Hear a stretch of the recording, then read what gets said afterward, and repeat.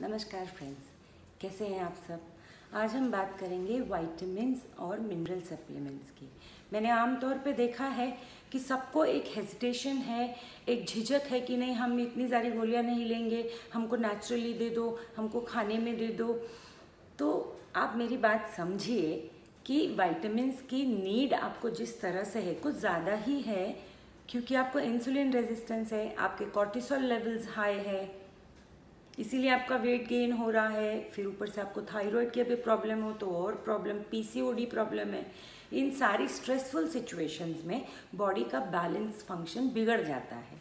उसी को ठीक करने के लिए डाइट के साथ साथ हम आपको वो सप्लीमेंट्स एडवाइस करते हैं जो आपके इन सारे फंक्शंस को रिस्टोर करने के लिए बेहद ज़रूरी है। जैसे B1 विटामिन, न्यूट्रिशनल ईस्ट लीजिए या B1 लीजिए, B12 लीजिए। उसके बाद पोटेशियम बहुत ज़रूरी है इंसुलिन रेजिस्टेंस को घटाने के लिए, प्रॉपर हार्ट फंक्शन के लिए, बॉडी फंक्शन के लिए, कॉर्टिसोल को रिड्यूस करने के लिए। मैग्नीशियम, ये मिनरल्स भी है और इलेक्ट्रोलाइट्स भी है। सोडियम भी बहुत ज़रूरी है जो पिंक सॉल्ट के द्वारा आपको दिया जाता है। इसके बाद आपको चाहिए K2 विटामिन। मैंने आपसे पहले के वीडियो में भी बोला है क्यों चाहिए हमें, वो मिलता नहीं है। AE भी स्पेसिफिक कंडीशंस में दिया जाता है, जहाँ स्किन प्रॉब्लम्स है या कुछ ऐसी ट्रबल्स, आँखों में प्रॉब्लम है, आँखों की ड्राइनेस है, ऐसे में वो भी दिया जाता है। और ख़ास करके मैं आप लोगों से कहूँगी, अगर कुछ समय के लिए आप कीटो में है और आप पूरी तरह से फैट बॉडी बन गए हैं और फैट सोल्यूबल आप फैट्स ही खा रहे हैं, तो फैट सोल्यूबल विटामिन्स भी लीजिए, जैसे AE के। तो आपको लेना है B विटामिन, आपको लेना है D3 विटामिन, आपको लेना है potassium, magnesium, B1 vitamins keto diet के साथ। आप मानिए मेरी, ये आप लेते रहेंगे लगातार। और हाँ, कोलेजन भी बहुत इंपॉर्टेंट है। अब ये सप्लीमेंट्स नहीं, एसेंशियल अमाइनो एसिड्स है, एसेंशियल विटामिन्स है, एसेंशियल कार्बोहाइड्रेट्स ही नहीं होता लाइफ में, और हम वही खाते रहते हैं और फिर यहाँ पहुँच जाते हैं।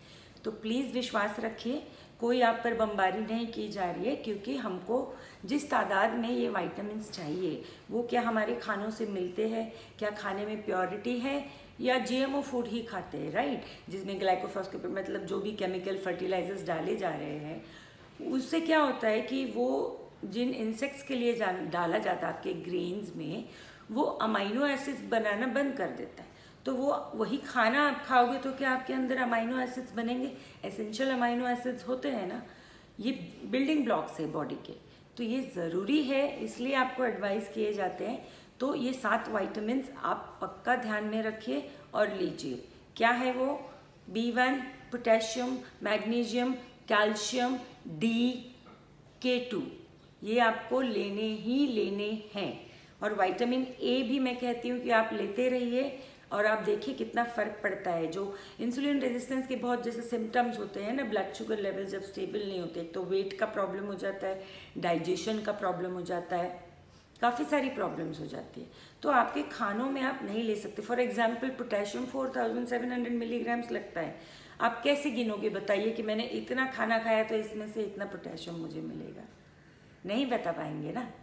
इसीलिए स्पेसिफिक अमाउंट में ये आपको एडवाइस किया जाता है और उसको लीजिए रोज़ाना। भले ही बाद में 6-8 महीने बाद जब अपने आप को आपकी हेल्थ में इम्प्रूवमेंट महसूस हो, सारे सिम्टम्स आपके वैनिश होने लगे, तो आप ऑल्टरनेट डे लीजिए, आधे एक दिन आधे एक दिन, इस तरह से करके लीजिए। दूसरी बात, विटामिन्स कब ले, किस टाइम ले? विटामिन्स लेने से, आपके इलेक्ट्रोलाइट्स लेने से आपका इंटरमिटेंट फास्टिंग ब्रेक नहीं होगा, आपका प्रोलॉन्ग फास्टिंग भी नहीं होगा। आप किसी भी वक्त ले सकते हैं, खाने के साथ कहते हैं, पर ऐसा कोई ज़रूरी नहीं है।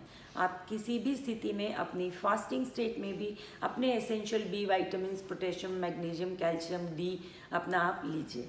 अगर आप नहीं चाहते कि ओल्ड एज में आपको ऑस्टियोपोरोसिस हो, रिमेटॉइड आर्थराइटिस हो, इन्फ्लेमेटरी डिसीजेज हो, कीटो डाइट में है तो नहीं होंगे, फिर भी आगे की दवाइयाँ और आगे की तकलीफ़ों से बचने के लिए आपको ये विटामिन एक्स्ट्रा सप्लीमेंट लेके स्टोरेज बढ़ानी पड़ेगी, क्योंकि जैसे जैसे हम एक उम्र का पड़ाव पार करते रहते हैं विटामिन स्टोरेजेस डिप्लीट होने लगते हैं। अब तो एज का भी नहीं रहा है, कितनी सारी प्रॉब्लम्स है बताइए, इंसुलिन रेजिस्टेंस कनेक्टेड, फिर पीसीओडी, फिर ये फिर वो, फिर आपको कुछ ना कुछ होता ही रहेगा। ये एक्चुअली सारा इंटरकनेक्टेड है। नींद नहीं आना, इंसोम्निया होना, फटीग फील करना, थका हुआ होना, high cortisol level, high stress levels, तो ये सबको मैग्नीशियम आप लेंगे। अगर आपको कॉन्स्टिपेशन की प्रॉब्लम है आप मैग्नीशियम साइट्रेट लीजिए, अगर आपको नहीं है तो आप मैग्नीशियम ग्लाइसिनेट लीजिए, रात को लीजिए, रिलैक्स होगा आपको और आपको कॉर्टिसोल लेवल भी नीचे जाएगा, नींद भी अच्छी आएगी और स्ट्रेस भी कम होगा। जैसे ये 2-3 चीज़ें कम होती है बाकी फंक्शंस भी रिस्टोर हो जाएंगे।